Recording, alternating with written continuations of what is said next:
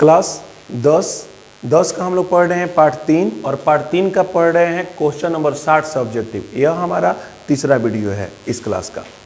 चलते हैं देखते हैं 60 क्वेश्चन नंबर 60। क्वेश्चन नंबर 60 बहुत ही आसान है। क्वेश्चन नंबर 60 के बारे में जानते हैं। क्वेश्चन नंबर 60 है यदि समीकरण 3x माइनस 2y माइनस 1 बराबर 0 का हल x बराबर 1 y बराबर k हो तो k का मान ज्ञात करें।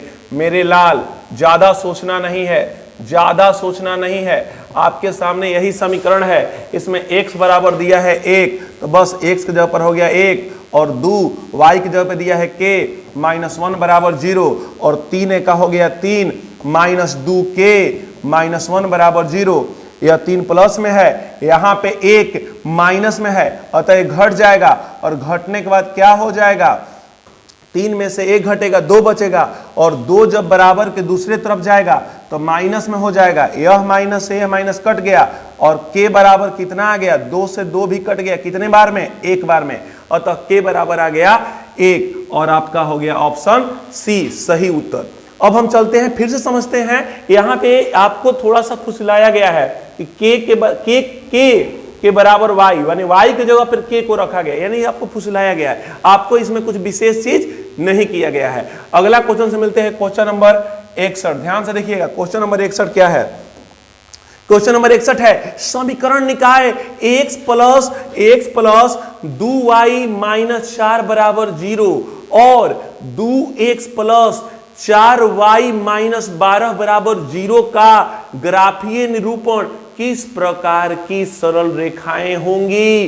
डियर स्टूडेंट, ऐसा प्रश्न भी आए, रेखा संबंधी प्रश्न आए तो भी आपको वही नियम अपनाना है जो पिछले वीडियो में मैं बताया था कि आप x का गुणांक लेंगे 1 पहले समीकरण से और दूसरे समीकरण से भी x का गुणांक लेंगे, वह है हमारा 2 बराबर, फिर पहले समीकरण से y का गुणांक है कितना 2 और दूसरे समीकरण से y का गुणांक कितना है 4। हम छोटा करने का प्रयास करेंगे 1/2, ठीक है, 1/2 हो जाएगा, यानी ये दोनों बराबर हैं। जब ये दोनों बराबर हैं तो हम अगले के पास जाएंगे, तीसरे वाले के पास।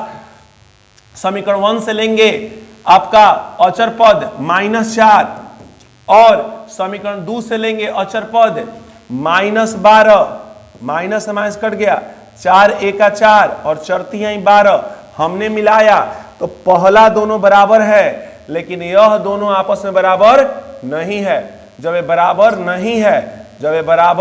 नहीं है तो उस स्थिति में 2 बराबर हो तीसरा बराबर नहीं हो तो उस स्थिति में जान लीजिए कि रेखाएं जो होगी वह समानांतर सरल रेखाएं होंगी और ऐसे गणित का कोई हल नहीं होगा। जब कोई हल नहीं होगा तो समझ लीजिए कि रेखाएं समानांतर होगी, क्योंकि हल होगा तो रेखाएं प्रतिच्छेद करेगी। यहाँ पे हल होगा ही नहीं, इसलिए रेखाएं क्या होगी, समानांतर होगी। आपका प्रश्न यही था, समानांतर की जांच करना हो, प्रतिच्छेदी का जांच करना हो, संपाती का जांच करना हो तो हमेशा इसी सिद्धांत का आप प्रयोग करेंगे। अगला क्वेश्चन से चलते हैं। अगला क्वेश्चन नंबर हमारा 62। क्वेश्चन नंबर 62 क्या है, क्वेश्चन नंबर 62 भी बहुत ही आसान है। लिखा हुआ है समीकरण निकाय cx प्लस 3y बराबर c माइनस 3 और 12x प्लस cy बराबर c के अंततः अनेक हल होंगे यदि c का मान है। तो इसमें बताना है अनेक हल। मैंने बताया था अनेक हल कहे, एक हल कहे, अद्वितीय हल कहे और आपको कदे कोई हल नहीं, तो आपको ऐसे प्रश्न के लिए घबराना नहीं है। आपको x का गुणांक लेना है, पहले समीकरण से c है, दूसरे समीकरण से x का गुणांक 12 है, उसी प्रकार से पहले समीकरण से y का गुणांक आपका 3 है, दूसरे समीकरण से y का गुणांक c है। बस क्रॉस मल्टीप्लिकेशन कीजिए, c और c से गुणा हुआ c स्क्वायर और 12 तिहाई 36, c बराबर हो जाएगा, यह स्क्वायर इधर जाएगा तो रूट करेगा और 36 का वर्गमूल होता है 6 प्लस माइनस 6। आपको लेकिन प्लस में ही लेना है 6। देख लीजिए ऑप्शन में, ऑप्शन में आपका 62 का ऑप्शन दिया है सी में देखिए 6 दिया है। देखिए अगर प्लस माइनस 6 दिया होता तो हम इसको लेते, जब खाली 6 दिया है तो हम इसी को लेंगे, दोनों नहीं लेंगे। अगले क्वेश्चन से मिलते हैं, क्वेश्चन नंबर 63। ध्यान से देखिए, एकदम आसान, एकदम आसान। क्वेश्चन नंबर 63, क्वेश्चन नंबर 63 देखिए क्या है। तो क्वेश्चन नंबर 63 है, यदि x प्लस 2y बराबर -1 है, 2x माइनस 3y बराबर 12 हो तो x तथा y का मान ज्ञात करो। मेरे लाल, ऐसे प्रश्न अगर आपके सामने कभी भी आ जाए तो थोड़ा सा ये सोचना है कि हम इसे कैसे आसान करें। तो बेटा जी, इस समीकरण को भी ले सकते हो या इस समीकरण को भी ले सकते हो। एक बात जान लो, विलोपन विधि से भी बनाया जा सकता है, लेकिन उससे लंबाई बढ़ जाएगी, तो विलोपन विधि से हम नहीं बनाएंगे। तो हम इसे कैसे बनाएंगे? तो हम इसमें से कोई एक समीकरण लो जो तुम्हें पसंद आ रहा हो, जो तुम्हें लग रहा है कि मेरे को आसान है बनाना। मैं इस माइनस वाले को ही ले लेता हूं, इसी को ले लेता हूं, इसी को उठा लीजिए, किसी को उठा लीजिए आप। तो 2x माइनस 3y बराबर 12 मैंने ले लिया। अब इसमें मैं बारी बारी से सभी ऑप्शन को देखूंगा। x ऑप्शन नंबर ए में x बराबर 2 है और y बराबर -3 है। मैं इन्हें रखने का प्रयास करूंगा। जब x बराबर मैंने कितना रखा? 2, तो 2 जो ही मैं x बराबर रखूंगा तो हमारे पास यहां आ जाएगा 4, और y बराबर मैंने लिखा -3, और मेरे पास पहले से चिन्ह माइनस का था और मैंने -3 लिया, तो -3y की जगह पे होने से यह प्लस और 3 के 9 हो गया, और 9 और 4 कितना होगा मेरे लाल? 13, और हमको चाहिए 12। अतः यह ऑप्शन सही नहीं है। उसी तरह से मैंने इसका जांच किया। इसमें x बराबर कितना है मेरे लाल? 3 है, तो 3 से 2 में गुणा हुआ, 3 दूनी के 6 माइनस, फिर y की जगह पे -2 है, मैं -2 रखा, तो माइनस माइनस प्लस, और 3 दूनी का हो गया 6, और 6 हो गया, ओ हो 12, और ये था 13, इसलिए यह सही नहीं है, और हमको चाहिए था 12, और 12 प्राप्त हो गया। अतः हमारा ऑप्शन हो गया मेरे लाल बी ऑप्शन सही जवाब है। तो जब भी ऐसा प्रश्न आए तो बारीकी तरह से ध्यान देते हुए आप इसे हल कर सकते हैं। क्वेश्चन नंबर हम 64 से मिलते हैं। क्वेश्चन नंबर 64 उससे भी आसान, क्वेश्चन नंबर 64 उससे भी आसान, और लगभग वही क्वेश्चन। इसमें लिखा हुआ है, यदि 2x/a प्लस y/b बराबर 2 हो और x/a माइनस y/b बराबर 4 हो तो x और y का मान क्या होगा? सिंपल सा प्रश्न है, यह भी वही प्रश्न है। आप दोनों में से किसी एक समीकरण को ले लेंगे, मैं इसी को चूज कर रहा हूं। 2x/a प्लस y/b बराबर 2। अब हमें इन ऑप्शनों से मान को रखने हैं। चलिए, मैंने ऑप्शन ए से लिया। ऑप्शन ए में हमारा मान है x के जगह पर a और y के जगह पर -b, x के जगह पर a और y के जगह पे -b, x के जगह पर a हो गया और y के जगह पे हो गया -b। बहुत सुंदर, बटा में b है। अब आप यहां पे ध्यान से देखिए, a से a कट जाएगा और b से b कट जाएगा। हमारे पास बच जाएगा यह 2 और प्लस माइनस माइनस, और यहां बच जाएगा 1, कटने के बाद 1 बचा है, तो 2 में से 1 घटेगा तो 1, और हमें चाहिए कितना? 2। अतः यह सही नहीं है। अब हम इसके बाद इस ऑप्शन पे जाएंगे। इस ऑप्शन में दिया है x बराबर -2a और y बराबर 2b, x बराबर -2a और y बराबर 2b, x बराबर -2a, x का मान है -2a, तो यहां पे हमने लिख दिया -2a, बटा में a पहले से था, और y बराबर उसने कहा है, y बराबर कहा है 2b, ठीक है, और बटा में b से b कट गया और a से a कट गया। हमारे पास आ गया -4 और +2, घटाएंगे तो आएगा -2, लेकिन हमको आंसर क्या चाहिए था? सिर्फ 2 आंसर चाहिए था, अतः यह भी सही नहीं हुआ। अब हम तीसरे के जांच करेंगे, सी के लिए जांच करेंगे। यहां पे x बराबर कितना है? 2a और y बराबर है -2b, बिल्कुल सही जवाब हम रखते हैं, फिर से रखते हैं इसको, मेरे लाल मेरे लाल मेरे लाल। आप यहाँ पे देखेंगे, यहाँ पे बोला गया x के जगह पे क्या रखना है, x के जगह पे रखना है आपको 2a और बटा में पहले से है a, प्लस y के जगह पे हमको रखना है -2b और बटा में है b से b खत्म, a से a खत्म, दूनी के हो गया 4, अब प्लस माइनस हो गया माइनस और ये बच गया 2, 4 में से 2 घटा 2, हमको लाना कितना था 2, आया कितना 2। अब हमारे लिए ऑप्शन हो जाएगा ऑप्शन सी, ये रहा हमारा आंसर। डियर स्टूडेंट, यह बात ध्यान रखिए, जब भी आपसे कहेगा कि आपको x और y का मान दिया रहेगा या x और y का मान आपको निकालने के लिए कहेगा, तो आप क्या करेंगे, दो चर के जब दो समीकरण है तो उसमें किसी एक को पकड़ेंगे और उसमें इन मानों को बारी बारी से रखेंगे, जो संतुष्ट कर देगा, LHS में मान रखने से RHS ला देगा, वही आपका उत्तर होगा। और ऐसे प्रश्न ऐसे ही बनाए जाते हैं, अगर विलोपन या प्रतिस्थापन से बनाइएगा तो और लंबाई बढ़ जाएगा। चलिए, तो आपका 64 का रियल आंसर कौन हो गया, सी। अब हम चलते हैं क्वेश्चन नंबर 65 के पास। क्वेश्चन नंबर 65 देखते हैं, 65 क्या है मेरे लाल। आप 65 को देखेंगे, लिखा हुआ है यदि x प्लस वाई बराबर a प्लस बी हो, ठीक है, ax माइनस बी वाई बराबर a square minus b square हो, तो x और y का मान निकाले। फिर से वही क्वेश्चन, इसमें भी बोला गया है कि x और y का मान निकाले। दोनों में से कोई भी समीकरण उठा लेंगे एक ठो, मैंने पहला वाला ही उठा लिया, आपकी मर्जी है, दोनों में से कोई उठा सकते हैं। x प्लस वाई बराबर a प्लस बी। हमें तो सिर्फ LHS की ओर ही मान रखने हैं, RHS की ओर देखना ही नहीं है। तो यहां पे हम ऑप्शन ए से चलते हैं। ऑप्शन ए में हमारा x बराबर a है और y बराबर b है। x बराबर a और y बराबर b, मैंने x के जगह पर a रखा और y के जगह b रखा, और ऐसा रखते ही हमारा यह आंसर प्राप्त हो गया है, दोनों बराबर हो गए तो हमारा समीकरण संतुष्ट हो गया, अतः 65 का आंसर हो जाएगा ए। खत्म। अब हम चलते हैं क्वेश्चन नंबर 66 के पास। क्वेश्चन नंबर 66 बहुत ही आसान क्वेश्चन है, और इतना आसान है कि पूछिए मत, लेकिन इसको थोड़ा सा आपको विशेष समझना होगा।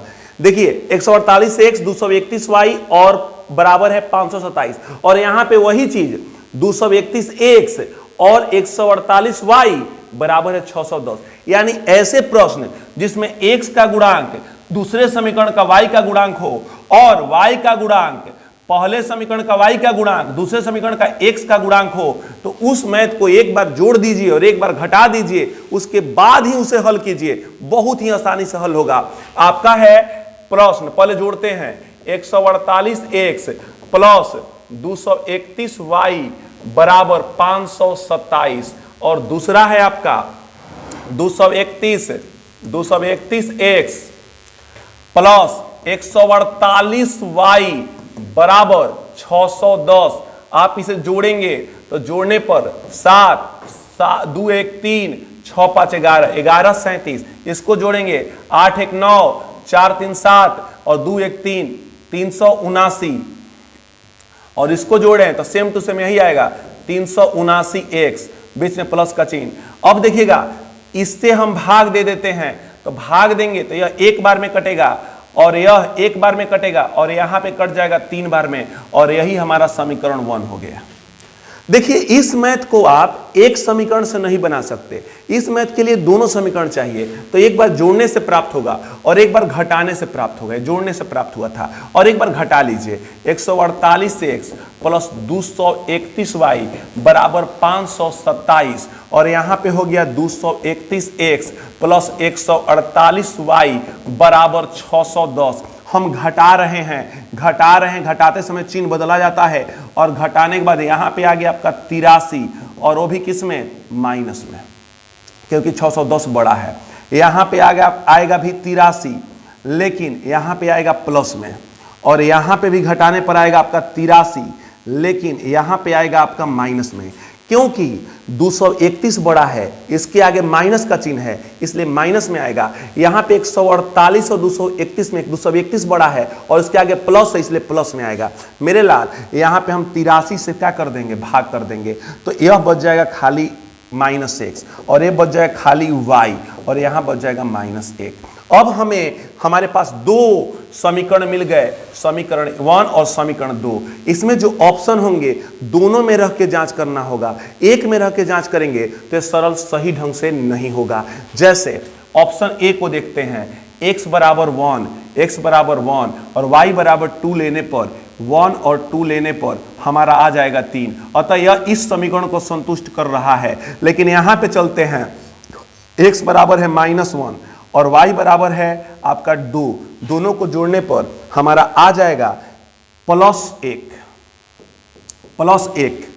यहां पे देखिए +1 आ जाएगा, लेकिन हमको चाहिए -1, अतः इसको संतुष्ट नहीं कर रहा है तो यह हमारा ऑप्शन नहीं होगा। हमारे पास तो ऑप्शन वही लिए जाएंगे ना जो संतुष्ट करता हो, यह संतुष्ट नहीं कर रहा है अतः हमारा ऑप्शन ये नहीं होगा। लेकिन हम चलते हैं दूसरे के पास। दूसरा क्या है, x बराबर 2 है और y बराबर 1 है। बस मैंने क्या किया, x बराबर यहाँ पे 2 रखा और y बराबर 1 रखा। हाँ, मेरे पास 3 तो आ गया। अब इसकी जांच इसमें भी कर रहे हैं, इस समीकरण में भी कर रहे हैं। x का मान 2 है और y का मान 1 है। अब देखिए ध्यान से, -2 में से 1 को घटाएंगे क्योंकि इसमें प्लस का चिन्ह है, इसमें -2 है, तो बाबू प्लस माइनस से तो घटेगा ही घटेगा। तो -2 में से अगर 1 घटाएंगे तो आएगा कितना, -1।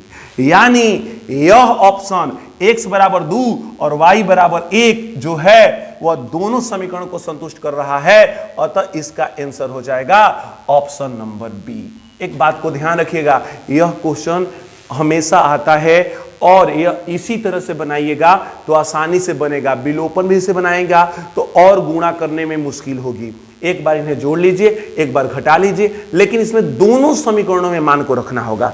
एक में रखिएगा तो आप संतुष्ट नहीं कर पाइएगा और सही उत्तर नहीं ला पाइएगा। इसलिए एक बार जोड़ कर ला दीजिएगा समीकरण, एक बार घटा के ला दीजिएगा समीकरण और उसके बाद दोनों मान को रख के जांच कर लीजिए। जिसको संतुष्ट करेगा, दोनों को जो संतुष्ट करेगा वही आपका आंसर हुआ। तो इसका आंसर हो गया option B.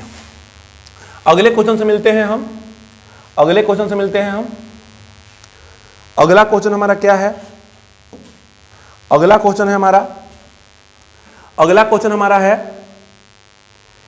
67। Same to same वही क्वेश्चन जो अभी क्वेश्चन आपने हल किया है। यदि 47x + 31y बराबर 63 और same to same 31x + 47y बराबर 15 हो तो x और y का मान निकालिए। ध्यान से देखिए, इसमें भी 47x x का गुणांक और इसमें y का गुणांक है और इसमें y का जो गुणांक है वह इसमें x का गुणांक है, अतः सेम टू सेम वही समीकरण है। तो इसमें भी वही काम होगा, एक बार जोड़ लीजिए, एक बार घटा लीजिए। 47x + 31y बराबर 63 और इसमें आ जाएगा 31x + 47y बराबर 15। सेम टू सेम वही क्वेश्चन था, फिर से लिख दिया गया।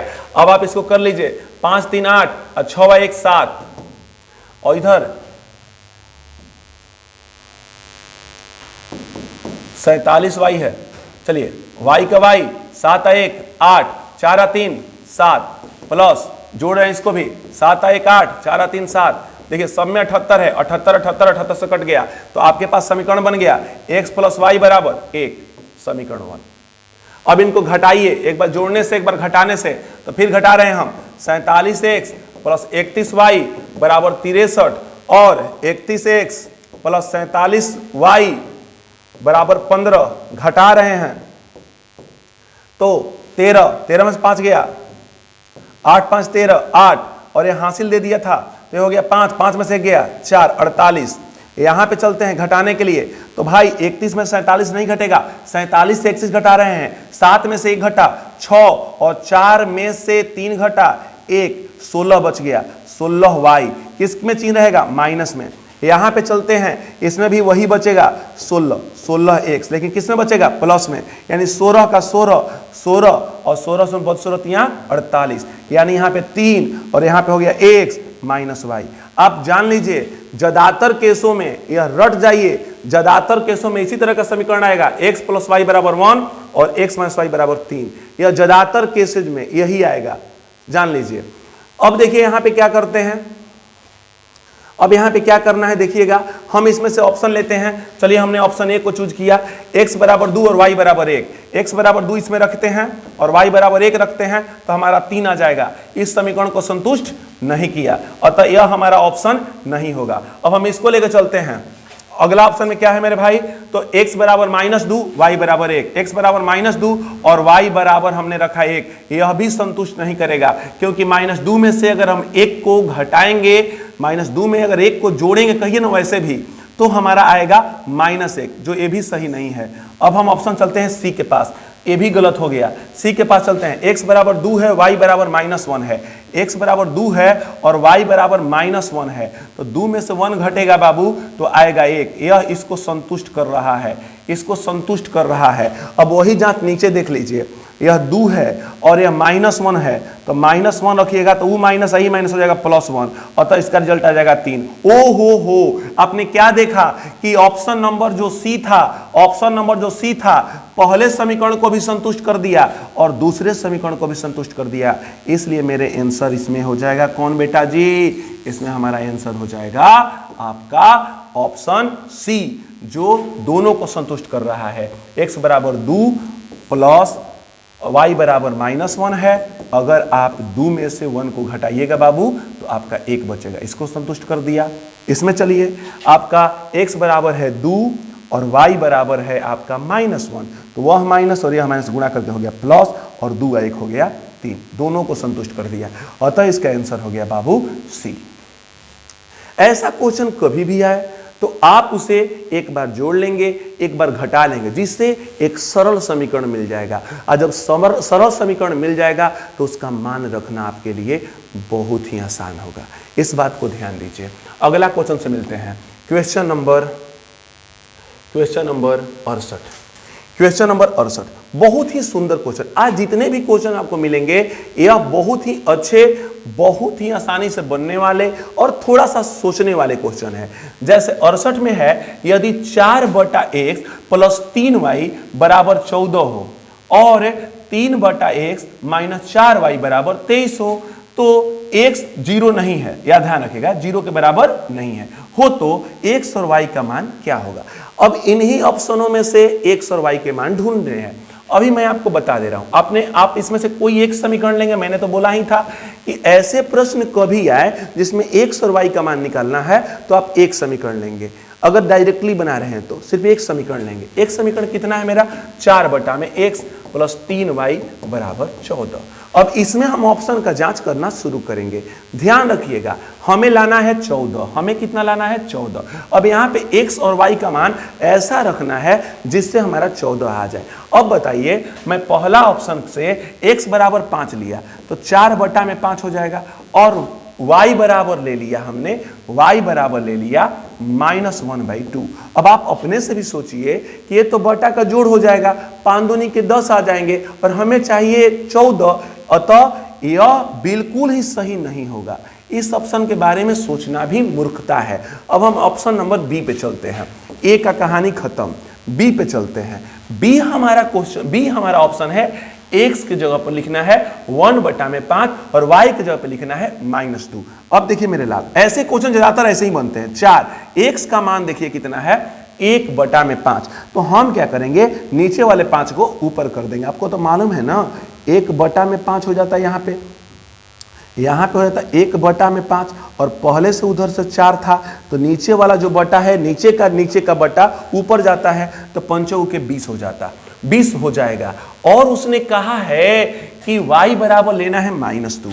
ठीक है मेरे लाल, तो हमारे पास आ गया प्लस, और y की जगह पर लेना है -2। y की जगह पे क्या लेना है, y की जगह पे लेना है -2, y की जगह पे लेना है -2। तो y की जगह पे जब -2 लेंगे तो -6 आ जाएगा, -2 और 3 से गुणा होगा तो -6, और इस तरह से हो जाए 5 के 20 और -6, और 20 में से 6 घटाइएगा, ओ हो 14 आ गया।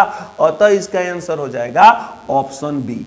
बेटा जी, ये सारे मैथ ऐसे ही थोड़ा थोड़ा हल करके ही उत्तर लाना होगा, और आपका ये जो उत्तर होगा ये 100% सही होगा। आपका ऑप्शन हो जाएगा ऑप्शन नंबर बी। अगला चलते हैं 69। 69 क्या है भाई, यदि 2/x प्लस 3/y बराबर 13 हो, फिर वही समीकरण यहां पे भी है, यही है, तो x और y का मान ज्ञात करें। फिर मेरे लाल 2/x है प्लस 3/y है और हमें लाना 13 है, सही है। अब हम यहां से ऑप्शन को चुराएंगे और अपने जगह पे रखेंगे। हम लेंगे पहला ऑप्शन ए में क्या है 1/2, तो 1/2 x का मान होगा 1/2, तो 2 ऊपर चला जाएगा, ये हो जाएगा 4। इसका मान है 1/3, तो 1/3 ऊपर जाएगा, तो ये हो जाएगा 9, और 9 और 4 13, यानी हमारे लिए आंसर हो जाएगा ऑप्शन ए, सही जवाब। अब एक लड़का बोला सर थोड़ा सा एक बार फिर से बता दीजिए, आइए उसको देखते हैं। 2 x का मान कितना है मेरे लाल, x का मान है हमारा 1/2 प्लस 3, y का मान कितना है 1/3। मेरे लाल यहां पे ऊपर की ओर जाएगा, ये वाला इसका हर ऊपर जाएगा, तो 2 × 2 हो जाएगा, और इसका हर भी ऊपर की ओर जाएगा, तो ये हो जाएगा 3 × 3। देख लीजिए ना, 2 दूनी के 4, 3 3 के 9, 9 4 13, आया कि नहीं आया? हाँ, आंसर यही होगा। आपका आंसर हो जाएगा ऑप्शन ए। यस, इस प्रश्न का उत्तर हो जाएगा ऑप्शन ए। आराम से बनाइए, कभी ए, कभी बी, कभी सी, कुछ भी हो सकता है, लेकिन बनाने का तरीका यही रहेगा। इससे बनाएंगे तो आसानी से उत्तर लाएंगे। चलिए अगला question number 70, same to same वही क्वेश्चन, इसमें कोई बदलाव नहीं, वही क्वेश्चन है। यदि 1/3a माइनस 1/4b बराबर 1 है और a बराबर 6 है, तो b का मान निकालिए। बस मेरे लाल, इसमें एक ठो मान दे दिया है, प्रश्न तो वही है, लेकिन इसमें आपका एक मान दे दिया है, a बराबर 6, तो बेटा जी एक जगह पर रख दीजिए 6, 1/4b बराबर 1। यहां पे देख लीजिए 3 दूनी के 6, यानी हमारे पास आ गया 2 एका 2। तो हम क्या करेंगे, 1/4b यहीं छोड़ देंगे, उधर 1 है और 2 को उधर ले जाएंगे, तो यह हो जाएगा 2 जो है प्लस में है और उधर जाएगा 2, तो यह हो जाएगा -2 हो जाएगा। अब बेटा जी ध्यान से देखेंगे, बहुत ही लास्ट आंसर। अब हम लिख देंगे b और 1 में गुणा हुआ -b, और यहां पे -2 में से 1 घटा -1, और बटा में जो 4 है वो बराबर के उधर गया, तो गुणा में हो गया, माइनस से माइनस कट गए मेरे लाल, और b बराबर हो गया 4। और इस तरह से आपका b का वैल्यू होगा क्वेश्चन नंबर 70 के लिए D, यानी ऑप्शन D, जिसका नंबर है 4, यानी b का मान आएगा 4। क्वेश्चन नंबर 71 भी एकदम आसान मेरे लाल, एकदम आसान। क्या है क्वेश्चन नंबर 71? समीकरण x/a बराबर y/b। ओ हो, कितना सुंदर प्रश्न है। x/a बराबर y/b हो, ax प्लस by बराबर a² प्लस b² हो, तो y का मान निकालें। ऐसा प्रश्न अगर आपको कभी भी मिल जाए तो थोड़ा सा भी नहीं घबराना है, और इसका उत्तर चुटकी में लाना है। किसका मान पूछा है मेरे लाल? y का पूछा है। तो बेटा जी हम इस समीकरण को उठा लेंगे, x/a y/b दिया है और हमें y का मान निकालना है। x को अकेला कर लीजिए और यह चलाएगा यहाँ ya बटा में b, यानी जहां x है वहां पे हम लिख देंगे ya बटा में b। बस अब इस वैल्यू को इस समीकरण जो 2 है उसमें रख लेंगे। तो समीकरण 2 है ax प्लस by बराबर a² प्लस b²। यहां पे a और x का मान हमारे पास है, क्या है मेरे लाल? ya बटा में b प्लस by बराबर a² प्लस b²। ये बना आंसर। a और a में गुणा हो गया a², a और a में गुणा हो गया a² y। चलिए बटा में b है, यहां पे है by और इधर है a² प्लस b²। बेटा जी ध्यान दीजिएगा, ध्यान दीजिएगा, ध्यान दीजिएगा। यहां पे हम बटा का कर लेंगे जोड़। क्या कर लेंगे? बटा का कर लेंगे जोड़। जगह का तो अभाव हो गया, थोड़ा सा जगह का अभाव हो गया। चलिए देखते हैं अब हमारे पास क्या हो गया डियर स्टूडेंट। यहां पे हमारे पास बटा का जोड़ होने लगा। बटा का जोड़ हमने यहां किया, बटा का जोड़ किया तो यह हो गया b, यहां पे रह गया a square y plus b। बटा का जोड़ हुआ तो इसके बटा में कुछ नहीं था तो b ने b से गुणा किया तो यह हो गया b स्क्वायर y। बहुत सुंदर, बराबर। उधर जो है उसको उधर छोड़ दीजिए। उधर क्या है मेरा? a square plus b square है मेरे लाल। थोड़ा सा देखिएगा ध्यान से। अब चलते हैं, दोनों में y है, y को हमने कॉमन कर लिया। अब हमारे पास इधर हो गया a square plus b square, इधर हो गया। और उस पक्ष में पहले से मौजूद था a square plus b square. लेकिन आप यहां पे ध्यान दीजिएगा, यह जो बटा में b है वह उधर जाएगा तो गुणा में हो जाएगा। अब देखिए ध्यान से, y के गुणे है a square plus b square और उधर भी है a square plus b square, यह a स्क्वायर b स्क्वायर, यहां पे भी a square plus b square, दोनों कट जाएंगे और हमारे पास उत्तर प्राप्त हो जाएगा y बराबर सिर्फ b। बस हो गया आंसर, y बराबर b। यह रहा आपका आंसर। y का मान कितना होगा? तो y का मान b होगा। इस तरह से पहले हम पहला समीकरण लेंगे बेटा, पहला समीकरण लेकर x का मान निकालेंगे, फिर हम लेंगे दूसरा समीकरण बेटा और दूसरा समीकरण में x का मान रखेंगे। जिस तरह से आप प्रतिस्थापन विधि बनाते हैं ना, वही तो प्रतिस्थापन विधि है और उसी तरह से इसमें यूज हुआ है। अब हम चलते हैं क्वेश्चन नंबर 72 के पास। क्वेश्चन नंबर 72 वही क्वेश्चन है जो क्वेश्चन आप शुरू से बनाते आ रहे हैं। आज जितने क्वेश्चन बनाए हैं सब एक ही टाइप के हैं, सारे क्वेश्चन एक ही टाइप के हैं। क्वेश्चन नंबर 72, क्वेश्चन नंबर 72 क्या है? x प्लस वाई बराबर 10 और x माइनस वाई बराबर 6 हो तो इसमें कौन ऑप्शन सही होगा? आपको यही लेना है ना, x प्लस 10। अब देखिए कौन संतुष्ट करता है। x का मान अगर 4 रखते हैं और y का मान 1 रखते हैं तो 5 आएगा, यह संतुष्ट नहीं करेगा। इस पे चलते हैं, x बराबर 8 रखेंगे और y बराबर 2 रखेंगे तो 10 आ जाएगा। बिल्कुल सही जवाब आपका ऑप्शन हो जाएगा b। x बराबर 8 और y बराबर कितना है? 2 रखेंगे तो आ जाएगा हमारा 10, अतः यह संतुष्ट कर रहा है, अतः हमारा ऑप्शन हो जाएगा b। ऐसे भी देख सकते हैं सीधे सीधे। जब साधारण हो तो बनाना नहीं है, वहीं पे देख लेना है। मैंने तो आपको तरीका बता ही दिया कि हमेशा ऐसे ही बनेगा, आप वहीं से देख लीजिए, जरूरी थोड़े है कि बना के ही देखेंगे। क्वेश्चन नंबर 73, 72 था 73। समीकरण निकाय 2x प्लस 3y बराबर 7, दूसरा समीकरण 6x प्लस 5y बराबर 11 के कोई हल नहीं है, अद्वितीय हल है, अंततः अनेक हल है, 3 हल है। यानी हल संबंधित प्रश्न है, हल संबंधित प्रश्न है तो भी वैसे ही बनेगा। हल संबंधित प्रश्न, इसमें x और y का मान नहीं निकालना है, हल पूछना है। और हल पूछेगा तो आपको सिर्फ गुणांक लेना है। x का गुणांक 2 हो गया पहले समीकरण से और x का गुणांक 6 हो गया दूसरे समीकरण से। उसकी तुलना y का गुणांक 3 हो गया पहले समीकरण से और y का गुणांक 5 हो गया दूसरे समीकरण से। मैंने कटा के देखा, अब इससे छोटा नहीं हो रहा है, अतः ये दोनों बराबर नहीं है। आज जब इस तरह का निकाय हो कि पहला और दूसरा बराबर नहीं हो तो उसका आंसर होगा एक अद्वितीय हल। जी हां, जी हां, जी हां, एक अद्वितीय हल होगा। इसका आंसर हो जाएगा एक अद्वितीय। क्वेश्चन नंबर 74 में क्या है? समीकरण निकाय के x प्लस 3y बराबर -3, 12x प्लस के वाई बराबर के अंततः अनेक हल होंगे तो k का मान ज्ञात कर। बहुत ही आसान क्वेश्चन मेरे लाल, k का मान ज्ञात करना है ना। तो x का गुणांक उठाइए, x का गुणांक क्या है? तो x का गुणांक आपका है k। x का गुणांक क्या है? k। x का गुणांक k हो गया और दूसरे समीकरण से x का गुणांक कितना है? 12।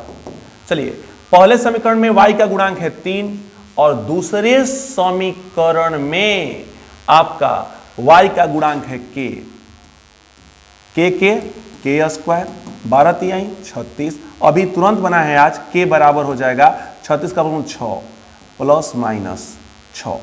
आपका देखिए इसमें प्लस में दिया है 6, तो इसका ऑप्शन हो जाएगा डी, क्योंकि ऑप्शन आपका प्लस में है और आंसर आया 6, तो प्लस में भी हो सकता है माइनस में भी हो सकता है, क्योंकि करनी से कोई भी संख्याएं मुक्त होती है तो प्लस और माइनस दोनों में मुक्त होती है।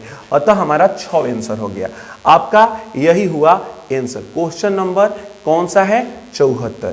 क्वेश्चन नंबर 75 देखते हैं। 75 क्वेश्चन बहुत ही आसान, 75 इतना आसान है कि पूछिए मत। 75 में क्या करना है मेरे लाल कि 75 में है समीकरणों 2x - 3y बराबर 0 और 7x - 5y बराबर 11 में से x का विलोपन करने पर y प्राप्त होगा। x को विलोपन करना है और y को प्राप्त करना है। तो ऐसा कभी भी समीकरण आएगा प्रतिस्थापन वाला, तो दोनों समीकरणों को हल करना होगा मेरे लाल। इसमें है 2x - 3y बराबर 0 और आपको x को विलोपन करना है, यानी x को गायब करना है, तो 2x बराबर हो जाएगा -3y, दूसरी तरफ जाएगा तो खाली 3y हो जाएगा और x बराबर हो जाएगा 3/2y। जी हाँ, x आपको मिल गया। अब x मिल गया, अब समीकरण 2 में इस x के मान को रखिए। समीकरण 2 उठाइए। समीकरण 2 है मेरे लाल 7x - 5y बराबर 11।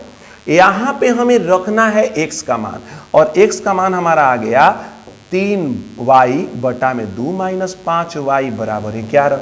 मैं देख रहा हूं कि 2 बटा में है, बटा का हमें घटाव करना होगा। इससे अच्छा है 2 से भाग करने, 2 से गुणा करने पर, बटा 2 है तो गुणा करने पर, गुणा करने पर बस गुणा कर रहे हैं तो 70 के 21y, 2 से गुणा हुआ 2 खत्म, 5 दूनी के 10y, 2 से गुणा हुआ, यहां पे भी 2 से गुणा हो गया, 11 दूनी 22। इसको कहते हैं सभी पदों में 2 से गुणा करने पर। अगर इस 2 को हटाना है तो अगर 5 होता तो सभी पदों में 5 से गुणा करने पर होता।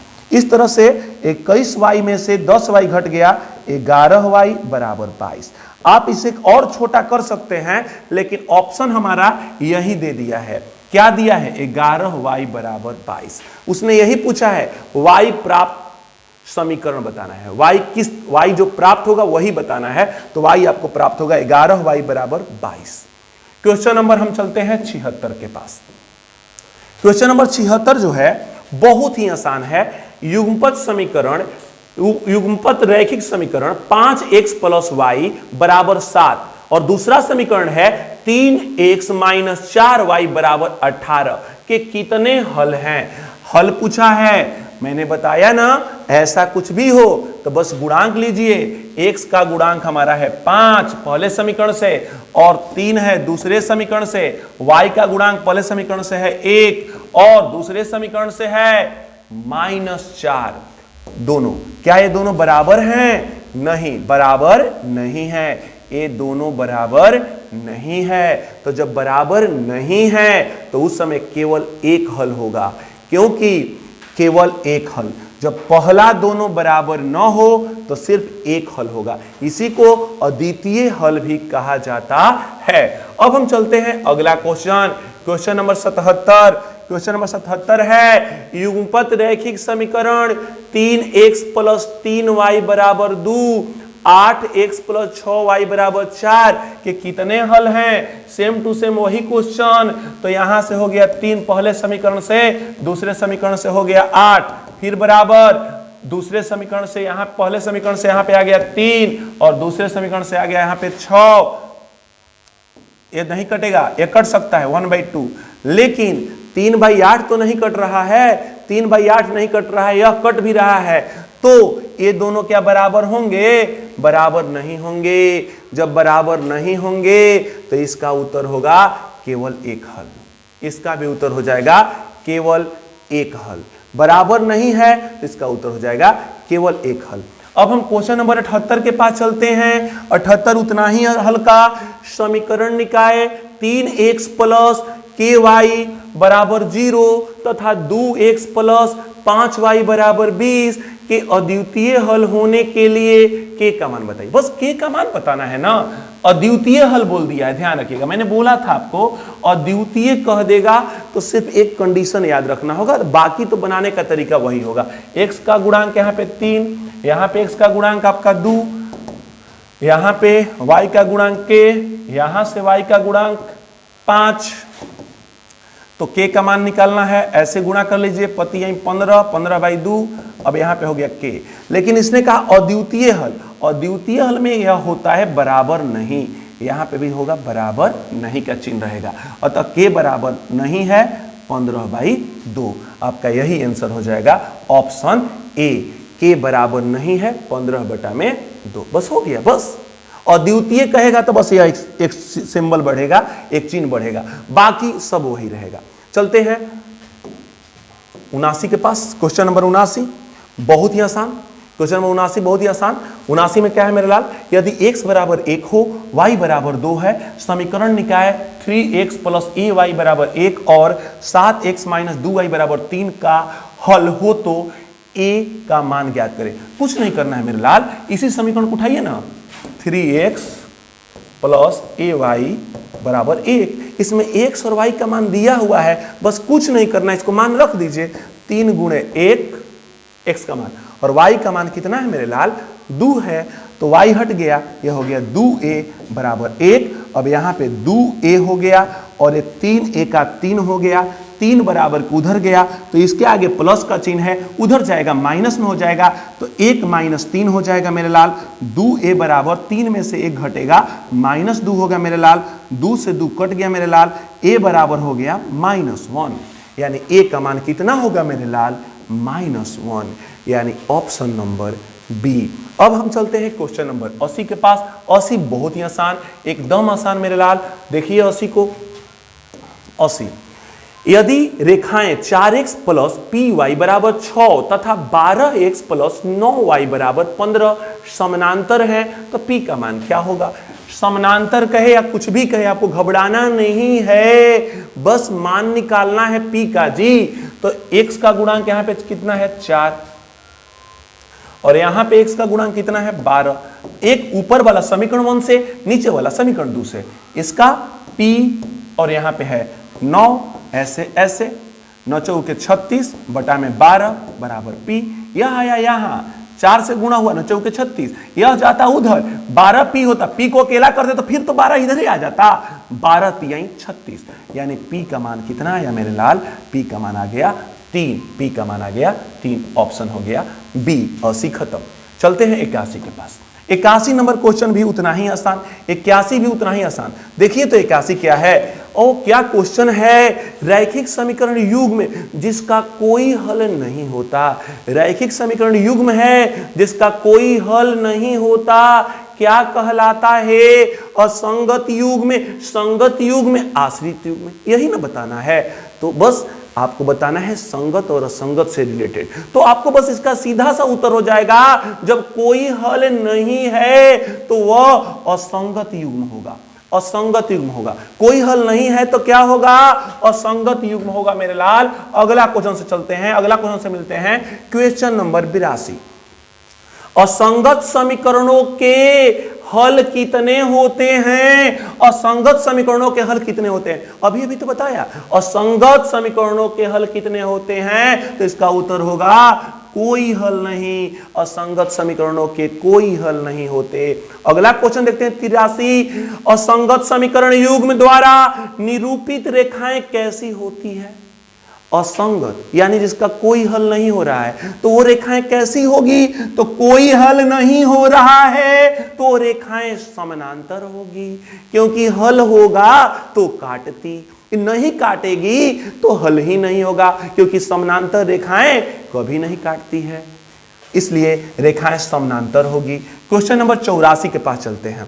क्वेश्चन नंबर 84 क्या है, यदि समीकरण निकाय ax + by + c बराबर 0 और lx + my + n बराबर 0 का ग्राफीय निरूपण संपाती है, एक ही पर है, संपाती मतलब एक ही पर है, तो इस स्थिति में समीकरण निकाय के कितने हल होंगे? तो बेटा जी जब ये दोनों रेखाएं एक दूसरे पर आश्रित है तो समझ लीजिए कि इसके अनेक हल होंगे। क्या होंगे?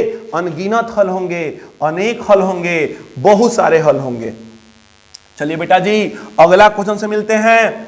Question number 85। क्वेश्चन नंबर 85 क्या है मेरे लाल? क्वेश्चन नंबर 85 है दो चर के रैखिक समीकरण ax plus by plus c बराबर 0 है और y का मान निकालना है। बस मेरे लाल इस समीकरण में तो y का मान निकालना है, सिर्फ समीकरण दे दिया है और आपसे बोला है कि y का मान निकालो, तो y को अकेला कर लीजिए by। आप ax को उधर ले जाएंगे तो माइनस ax हो जाएगा, c को उधर ले जाएंगे तो माइनस c हो जाएगा। सिर्फ y बराबर करेंगे, अकेला करने का मतलब y बराबर करेंगे तो माइनस ax माइनस c, और y में y का गुणांक b है वो बटा में चल जाएगा, यानी आपका यही आंसर हो गया। तो ऐसा ऑप्शन में जाइए, कहीं है तो कहीं दिख नहीं रहा है, तो हम क्या करेंगे?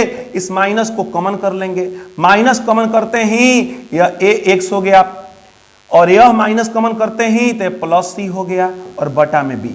ऐसा देखिए कहीं ऑप्शन है तो option number C, ax plus c बटा में b, और यहां पे माइनस कॉमन है, अतः आपका आंसर हो जाएगा ऑप्शन सी। ऑप्शन सी आपका उत्तर हो गया। अब हम चलते हैं क्वेश्चन नंबर 86 के पास। देखिए कितना आसानी से बनता है। अगर x कहा होता तो x को अकेला करते, y बोला है तो y को अकेला कर लिए। अब हमारा क्वेश्चन नंबर 86 है। क्वेश्चन नंबर 86 बहुत ही हल्का सवाल, बहुत ही हल्का सवाल। 86 और 87 दोनों हल्का है। अगर दो संख्याओं का योग, देखिए ध्यान से, दो संख्याओं का योग दिया हो और अंतर ज्ञात हो, योग भी ज्ञात हो और अंतर भी ज्ञात हो, तो सरल युग्मपद समीकरण बनाकर उसका हल होगा, तो इसका उत्तर है हाँ होगा। अभी अभी तो पीछे सवाल में पढ़े थे कि उनका योग इतना है, उनका अंतर इतना है, तो उसका समीकरण बनाइए, और आपने उत्तर भी बनाया था। तो हाँ यह संभव है, क्योंकि दो संख्याएं हैं, योग पता है, अंतर पता है, तो उन संख्याओं को ज्ञात किया जा सकता है। अब यहाँ पे 87 क्वेश्चन देखिएगा। यदि शांत जल में नाव की चाल x किलोमीटर प्रति घंटा है और धारा की चाल y किलोमीटर प्रति घंटा है, तो धारा की दिशा में नाव की चाल, धारा की दिशा में कह देगा तो समझिए धारा की चाल और नाव की चाल दोनों जुड़ जाएगी, और धारा की विपरीत दिशा कह दिया होता तो दोनों घट जाती। तो ठीक है, यहाँ पे क्या होगा कि धारा की दिशा में नाव की चाल क्या होगी? तो बेटा जी आपके नाव की चाल कितना है? x, और धारा की चाल क्या है? y। तो x और y दोनों जुड़ जाएंगे। तो आप ऐसा देखिए x प्लस y से रिलेटेड संबंध कौन है? तो ऑप्शन नंबर डी, बिल्कुल बिल्कुल। धारा की दिशा की बात होगी तो दोनों जुड़ेगी, नाव के चाल में धारा की चाल जुड़ जाएगी। अगर धारा के विपरीत कहा होता तो नाव के चाल में से धारा की चाल घट जाती। और इस तरह से आपका पाठ 3, 10 क्लास के पाठ 3 का पूरा ऑब्जेक्टिव समाप्त हो गया। अब हम पढ़ेंगे पाठ 4।